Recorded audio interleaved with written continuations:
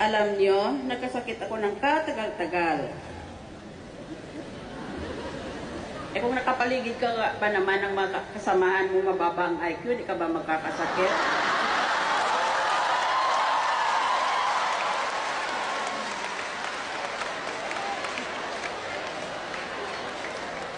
At yung mga walang hiya na yan, binigyan nilang mga sarili nila ng Pasko ng bonus galing sa kaban ng bayan.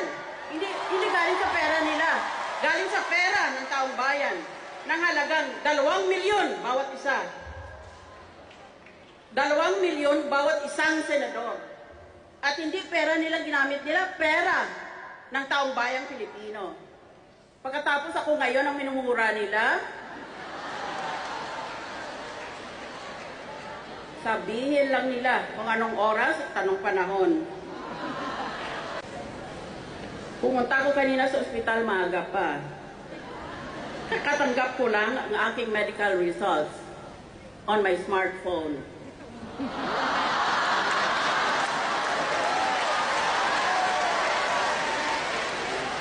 May sakit daw ako. Habang tumatanda ako, gumaganda daw ako.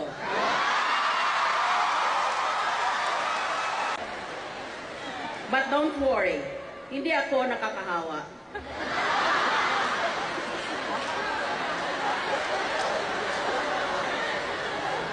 Kaso lang, hindi na raw ako gagaling.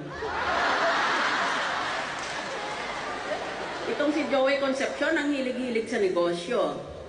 Pero mahirap intindihin ang negosyo eh. Kaya subukan ko lang sa kakayanan ko. Naturuan sana kayo ng makonting pagsasalita tungkol sa negosyo. Kapag may nakita kang gwapo o maganda sa isang party, kapag nilapitan mo siya at sinabi mong, mayaman ako, pakasalan mo ako, ang tawag doon ay direct marketing. Kapag pinadala mo ang kaibigan mo para sabihin sa kanya na mayaman ka at gusto mo siyang pakasalan, ang tawag doon ay advertising.